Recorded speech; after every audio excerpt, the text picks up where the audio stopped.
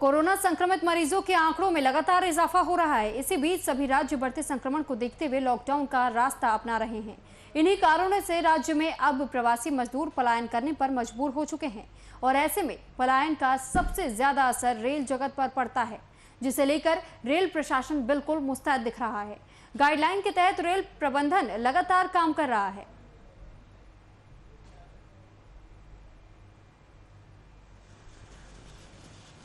और देखिए, प्रोटोकॉल जो है वो पूरी तरह से पालन करने की जरूरत है, चाहे वो रेल कर्मी हो या पैसेंजर्स जो स्टेशन प्रेमाइसेस में आ रहे हो। सोशल डिस्टेंसिंग, फेस मास्क और हैंड सैनिटाइजर का रेगुलर इस्तेमाल करें। जब भी ट्रेन में ट्रैवल करें तो अपनी ज़रूरत की चीज़ें, थोड़ा लाइट ट्रैवल करें आप, और अपनी ज़रूरत की चीज़ों को ज़रूर अपने साथ रखें, जैसे कि लिनन है या टॉवल है, इस तरह की चीज़ें। खासकर जो महिलाएँ, बुजुर्ग और बच्चे हैं उनको ट्रैवल में ध्यान में रखते हुए।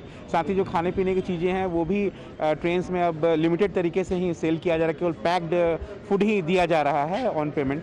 तो और लोगों से ये भी आपके माध्यम से अपील रहे कि जब भी वो ट्रैवल करें, अपने इन सारी चीज़ों का जो बेसिक नीड्स उनका ट्रैवल करें, और जब तक ज़रूरत ना हो बिल्कुल ट्रैवल ना करें।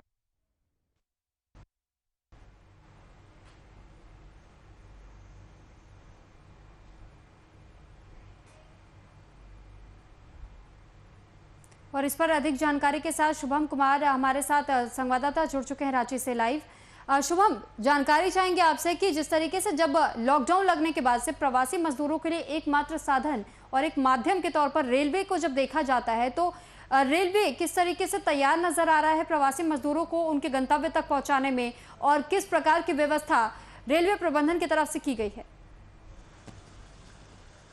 बिल्कुल सुरभि, देखिए, बढ़ते संक्रमण के चलते रेलवे ही एक ऐसा विकल्प है, क्योंकि जिस तरीक़ा से तमाम राज्यों में लॉकडाउन लगा दिया गया, चाहे वो बिहार की बात कर ले, राजस्थान की बात कर ले, उड़ीसा की बात कर ले, तमाम जगहों पर संपूर्ण लॉकडाउन लगा दिया गया। और इसी बीच प्रवासी मजदूरों का आना जाना बखूबी देखने को मिलता है, चाहे वो बसों के माध्यम से आएँ, चाहे वो पैदल आएँ। लेकिन सबसे बड़ा कह सकते हैं एक विकल्प है उनके लिए, जो है ट्रेन के माध्यम से लोग एक राज्य से दूसरे राज्य जाते हैं, अपने घरों को जाते हैं, तो कहीं ना कहीं खतरा वहां पर ज़्यादा बढ़ जाता है। इसी को लेकर रेल प्रशासन, पूरा रेल प्रबंधन इस पर बहुत ही कड़ा रुख अपना रहा है, और कोरोना के उन तमाम बनाए गए गाइडलाइन, प्रोटोकॉल का बखूबी पालन हो रहा है। और जिस तरीका से बढ़ते संक्रमण को देख रहे हैं, अगर झारखंड की अगर बात करें तो झारखंड के रेल डिवीज़न के जो CPRO हैं नीरज कुमार, उन्होंने साफ तौर पर कहा है कि जो भी कोरोना के बनाए गए प्रोटोकॉल है, चाहे वो मास्क की बात कर लें, सामाजिक दूरी की बात कर लें, सैनिटाइजेशन की बात कर लें, तमाम चीज़ों को अब रेलवे कर्मियों से लेकर रेल यात्रियों तक कह सकते हैं पालन करने की आवश्यकता है,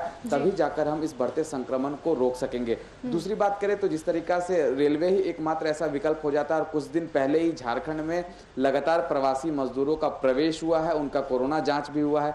लेकिन कल देर शाम 5:27 पे एक ट्रेन आई थी सूरत और गुजरात से, लगभग 1500 से ज़्यादा प्रवासी मजदूरों को लेकर आई। तो वहाँ कहीं ना कहीं लचर व्यवस्था देखने को मिली है जिला प्रशासन की ओर से। रेल प्रबंधन अपने तरफ से पूरी तरीके से तैयार है, लेकिन जिला प्रशासन को भी रेल प्रशासन के तर्ज पर काम करना होगा। जो भी व्यक्ति, जो भी प्रवासी मजदूर बाहर से आएंगे, उनका कोरोना जांच निश्चित रूप से वहीं पर करना होगा, उसके बाद उन्हें क्वारंटाइन सेंटर भेजना पड़ेगा। अगर कहीं से भी लापरवाही देखने को मिलती है तो जिसका खामियाजा बढ़ते हुए आंकड़े सामने आएंगे और मृत्यु दर में बढ़ोतरी होगी और कोरोना की जंग हम हारते चल जाएंगे।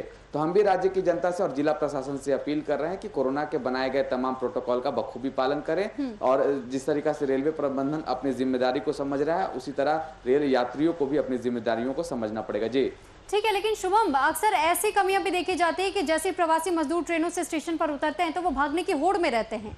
उन्हें रोक करके जब रेलवे प्रबंधन कोशिश करता है, पुलिसकर्मी कोशिश करते हैं कि उनका टेस्ट कराया जाए, तो ऐसे में क्या व्यवस्था की गई है ताकि वो भागे ना, टेस्ट करवा कर ही वहां से निकले? देखिए, तमाम जगहों की अगर बात करें तो राजधानी रांची में 2 मुख्य रेलवे स्टेशन है, हटिया रेलवे स्टेशन और रांची रेलवे स्टेशन। दोनों जगहों पर स्वास्थ्य कर्मी पूरी तरीके से तैनात हैं, सुरक्षा के कर्मी भी तैनात कर दिए गए। लेकिन कल जो व्यवस्था देखने को मिली थी, ना तो वहां पर कोई स्वास्थ्य कर्मी था, ना ही कोई सुरक्षा कर्मी। लगातार कह सकते हैं जिस तरीका से लापरवाही का आलम जो जिला प्रशासन की ओर से देखने को मिला है, तो कहीं ना कहीं बढ़ते हुए आंकड़े की ओर ये संकेत जा सकता है। लेकिन अगर बात करें और दिनों की बात करें तो जो भी व्यक्ति प्रवासी मजदूर, चाहे वो यात्री हो, जो भी बाहर से आते हैं, उनका वहाँ पर थर्मल स्कैनिंग होता है, उसके बाद उनका कोरोना जांच किया जाता है। अगर वो नेगेटिव पाए जाते हैं तो उन्हें घर में आइसोलेशन रहने की हिदायत दी जाती है। तमाम चीज़ें का पालन करवाना बेहद ज़रूरी है, तभी हम जाके बढ़ते हुए आंकड़े को रोक सकते हैं। लेकिन जो मौजूदा परिस्थिति है उसको देखते हुए, क्योंकि अभी जो पीक आवर है, प्रवासी मजदूरों का आना और जाना तमाम राज्यों में लगा हुआ है, इसमें लापरवाही बरतना कह सकते हैं बहुत बड़ा ही खामियाजा भुगतना पड़ सकता है, चाहे वो राज्य की सरकार हो चाहे वो केंद्र की सरकार हो। और राज्य की जनता से लगातार अपील है कि अगर आप ट्रेन में ट्रैवल कर रहे हैं तो उन तमाम प्रोटोकॉल और गाइडलाइन का बखूबी पालन करें, तभी जाकर आप सुरक्षित रहेंगे और आपका परिवार पूरा सुरक्षित रहेगा। जी ठीक शुभम, बहुत धन्यवाद आपका तमाम जानकारी हम तक पहुंचाने के लिए।